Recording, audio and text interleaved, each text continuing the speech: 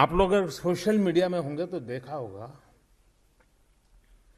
रात को 1 बजे भी किसी ने सुषमा जी को अगर ट्वीट किया हो तो रात 1:10 में उनका जवाब जाता है। कंसर्न एम्बेसी को सूचना जाती है, विद इन आवर उसका संपर्क कर दिया जाता है।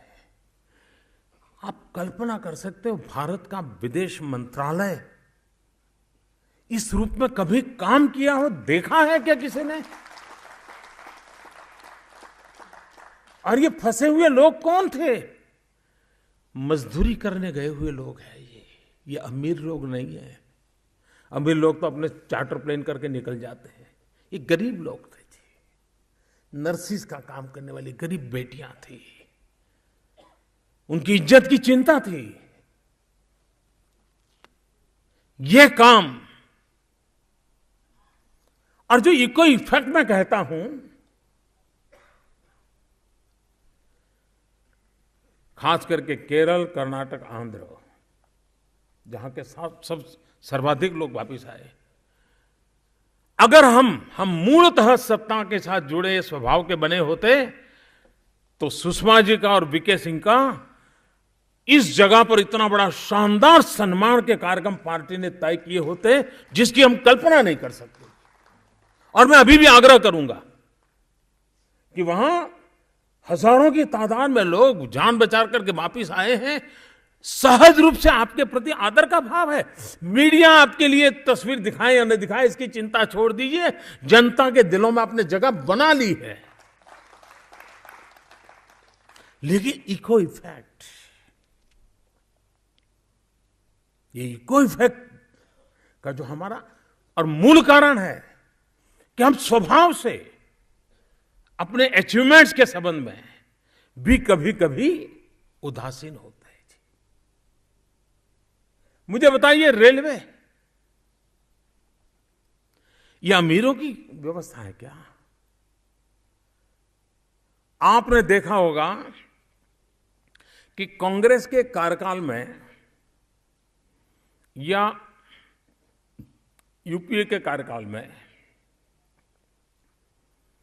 रेलवे का कारोबार का एनालिसिस कीजिए। जो उनके एक सफल मंत्री रहे थे, जो बाय एंड लार्ज पिछले 30-40 साल में कहा जाए कि भाई फलाने व्यक्ति ने ठीक रेलवे का काम किया था, ऐसी है क्या? तो भी उसको देखोगे तो क्या है उसमें?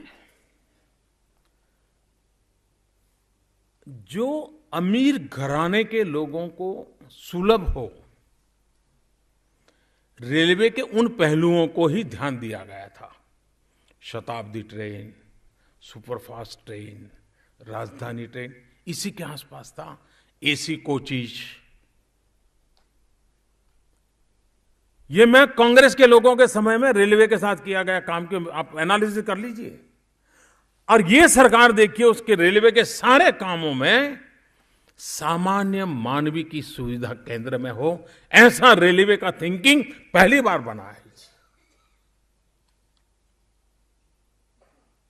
मैं तो इतना प्रसन्न हो रहा हूं इन दिनों कि ज्यादातर, यानी जिनसे कभी अपेक्षा नहीं करते ऐसे लोग भी, मैंने एक पत्रकार का एक दिन एक ट्वीट देखा।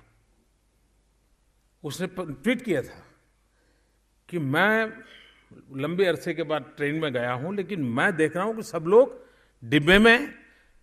डिब्बा साफ सुथरा है इसकी चर्चा कर रहे हैं। रेलवे का डिब्बा साफ सुथरा इसकी चर्चा कर रहे हैं। अब ये बातें, देश बदल रहा है, इसकी चीजें इसी से पकड़ में आती है। इसका मतलब ये नहीं है कि कहां गंदगी नहीं होगी, और न ही मैंने अभी तक कोई दावा किया है। हमारी दिशा क्या है? और इसलिए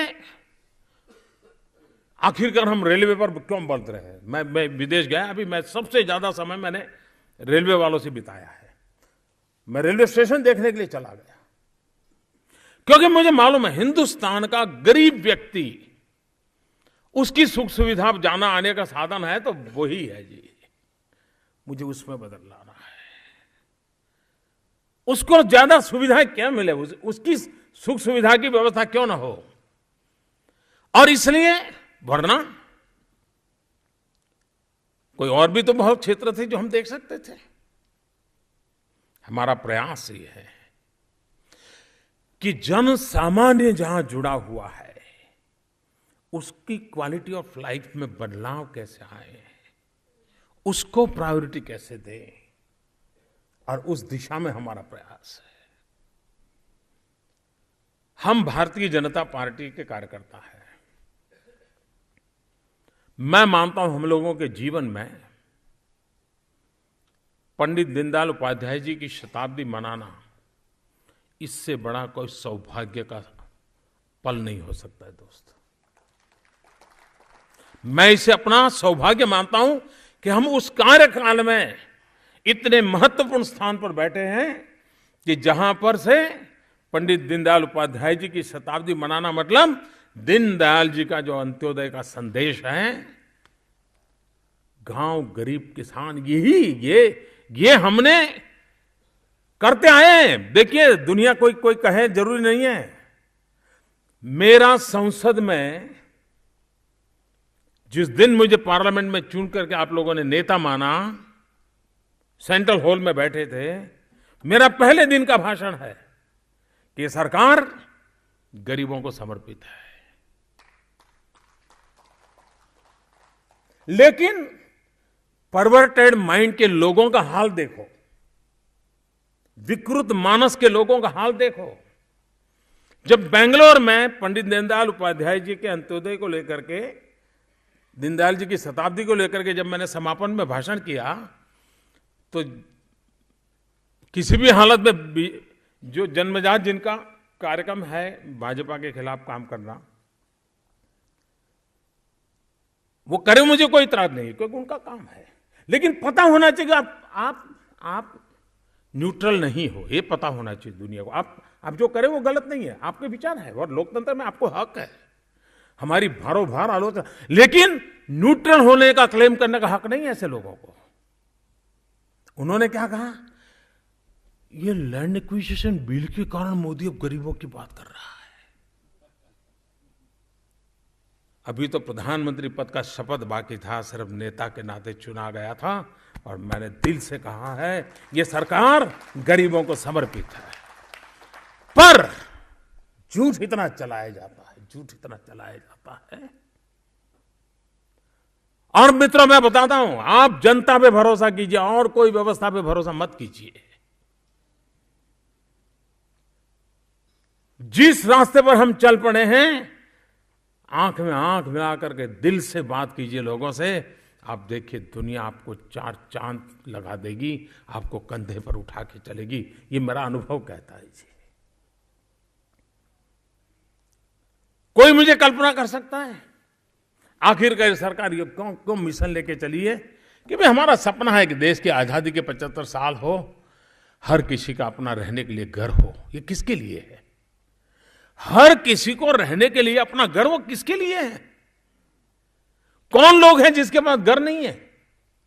ये अमीर है क्या? ये किसी टीवी चैनल के मालिक का घर नहीं है, उसको देने के लिए कर रहे हैं क्या? किसी अखबार के मालिक को घर नहीं, उसका घर बनाने के लिए कर रहे हैं क्या? ये मुकेश अंबानी के लिए घर बनाने के लिए कह रहे हैं क्या? इस देश में कौन है जिसके पास घर नहीं है? और परिवार बिना छत के हैं, उसके लिए अगर मैं ये कहूं कि पुरानी सरकारें जिम्मेवार है, तो मैं गुनहगार हूं क्या? कहीं हकीकत नहीं है कि देश आजाद होने के बाद जितने लोगों के पास घर था, आज 60 साल के बाद बिना घर के लोगों की संख्या बढ़ गई है।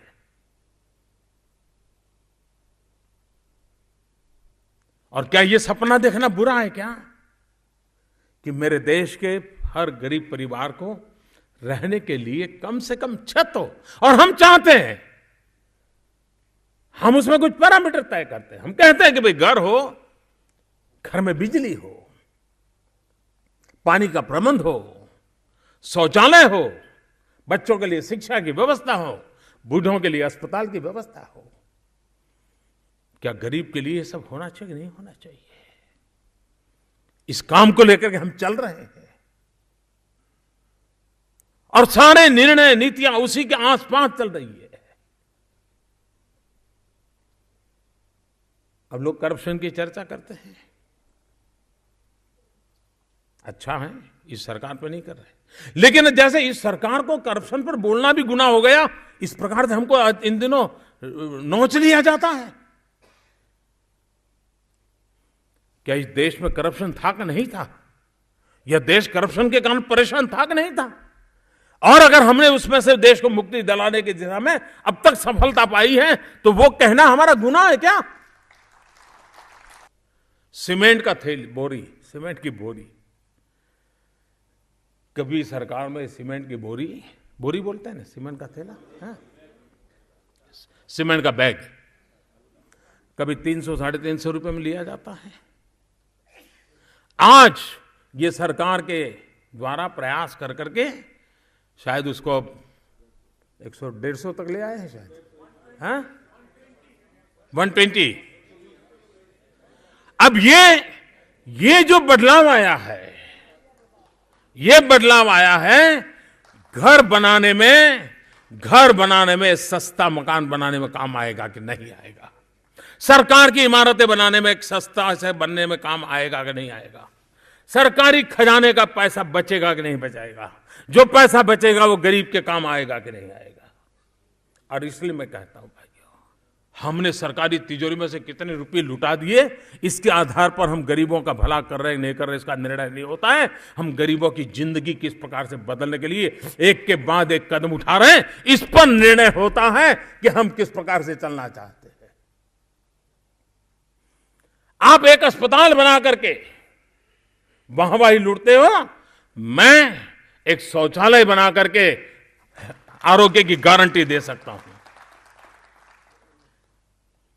अस्पताल तो बात की बात है, हम अस्पताल भी बनाएंगे और पहले की सरकारों ने बनाई है उससे ज्यादा बना करके जाएंगे, मैं आपको विश्वास दिलाता हूं दोस्तों। लेकिन शौचालय के पीछे हम क्यों लगे हैं जी? क्या आजादी के इतने साल के बाद हमारी माताएं बहनें इज्जत के साथ रहनी चाहिए कि नहीं रहनी चाहिए? क्या उनको सम्मान नहीं मिलना चाहिए? और अगर टॉयलेट को लेकर के मैं सभी सांसदों से आग्रह करता हूं कि आप इसको एक आंदोलन को चलाइए, ये समाज के आशीर्वाद मिलेंगे। और आप विश्वास कीजिए दोस्तों, मैं आज जहां हूं, मेरे गुजरात के 14 साल के मुख्यमंत्री का अनुभव है, माता बहनों का आशीर्वाद मुझे बहुत काम आया है। As I told you, the country wants development. People's agenda number one, development, development, development. And good governance, delivery system. PM has assured the nation his priority will be development, development and development.